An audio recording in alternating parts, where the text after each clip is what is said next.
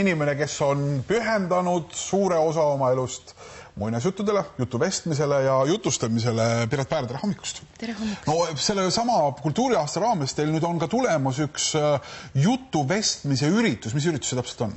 See on jutuvestmissari. Peaks kestma nüüd märtsist novembri lõpuni.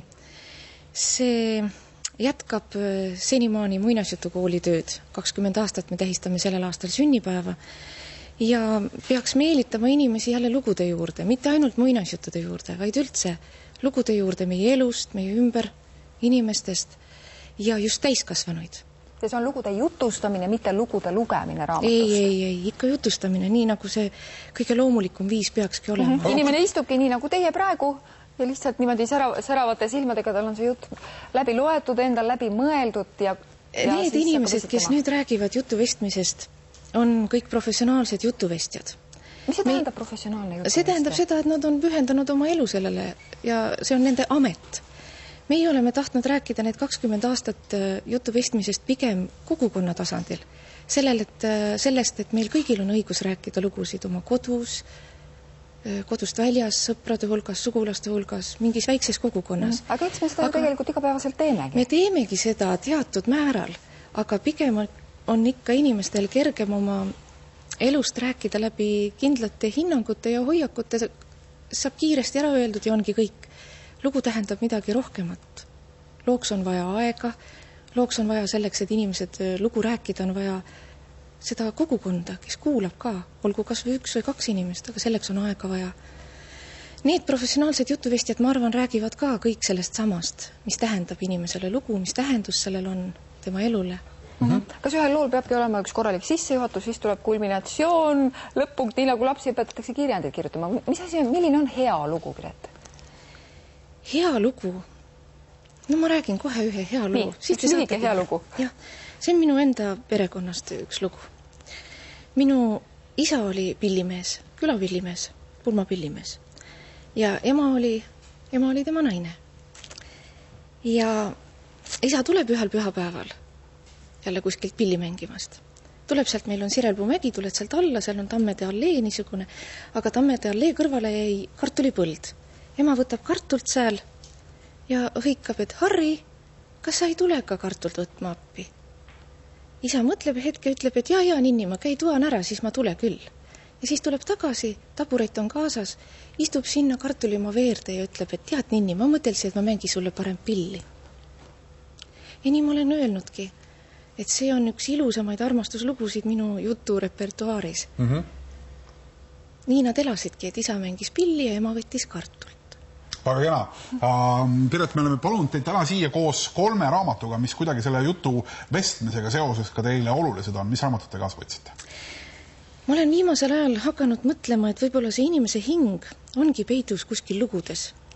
Ja kui need killud kokku saavad, siis saab hing ka täiemaks.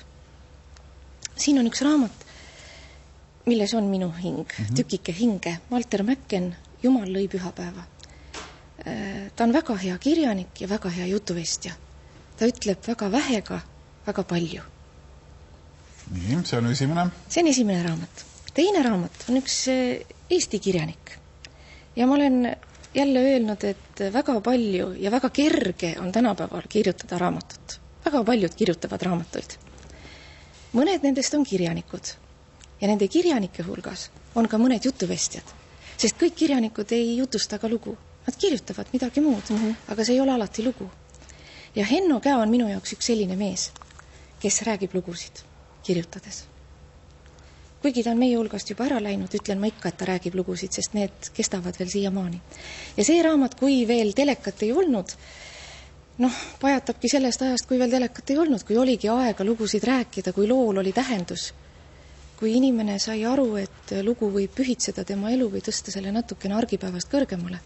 Ja kõik need lood siin on küll, Henno oli minust üks põlvkond eespool, aga nad kõnetavad minu meelest igas vanuses inimesed. Ehk ei ole ainult lasteraamat? Ei ole, see ei ole üldse lasteraamat. Ehkki seda niimoodi vahel kujutatakse? Pigem on ta raamat, millest võiks rääkida lugusid jah oma lastele küll kodus, aga eelkõige kõnetab ta täiskasvanut.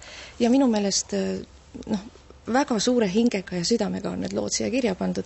Ja ka meie oma ajalugu, näiteks sellest ajast, kui koloos tuli. Henno kirjutab, et ärevad ajad olid siis, kui televiisorit veel ei olnud. Kaloos hakkas tulema. Kui nad küsisid täiskasvanute käest, mis see kaloos on? Sest nad teadsid, mis on kaloss. Paned kalossi jalga, lähed läbi puri. Aga mis on kaloos? Täiskasvanud ütlesid, ei tea, Venemaa poolt tuleb, aga kunagi Venemaalt ei ole midagi hääd tulnud.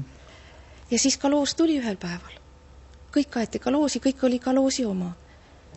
Ja Henno ütleb, et ta läks ühe kivi peale, mis nende Koplis oli, istus seal ja mõtles, et kui meie nüüd oleme kaloosi omad ja loomad on kaloosi omad, kas see taevas on ka kaloosi oma? Kas need pilved on ka kaloosi omad? Ja siis ta läks 1. septembril kooli ja sai aabitsa ja seal oli kirjas, et kolhoosis on hea elada. Sai teada, et on kolhoosi, et seal on hea elada. Ja kolmas raamat. Ja kolmas raamat, sellega on seotud ka üks lugu. Sellega on, nüüd te saategi kohe aru, mis tähendab lugu ja lugu vestmine. Et sellega on seotud üks lugu. Tuli minule külla Läti sõber Kuntis, tal oli sõbranna kaasas, aga ta tahtis ise minna Eesti Rahvaluule arhiivi Tartus ja palus, et ma käiksin tema sõbraga siis linna peal ringi. Tuli välja, et ma ei oskagi Tartust midagi rääkida. Rääkisin natukene ühest majast, teisest majast ja siis mõtlesin, kuhu ma ise tahan minna, kui ma lähen välismaale. Raamatupoodi. Ütlesin, kas sa sooviksid raamatupoodi minna? Ta ütles, miks mitte, ingliskeelsest letist ehk leiab temagi midagi. Ja jätsin tema sinna surima ja korraga vaatasin ringi ja äkki nägin seda raamatut. Inimnäoline islam. Meie rännumehed Jaanus Plaatid, Pruuli ja Andete. Teen selle raamatu lahti sellelt leheküljelt. Siin on üks tadžiki mees ühe püha pildi juures. Jaan Tätte tekst on siin kõrval niisugune.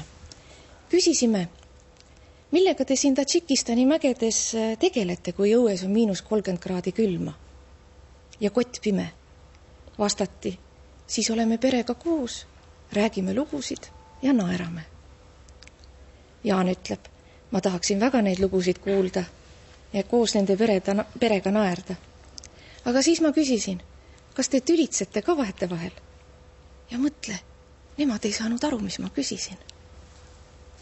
Piret Päär, sulle tähtena hommikul meile külla tulemast. Nende lugudest ka, mis täna siin sai ette kantud, aitäh!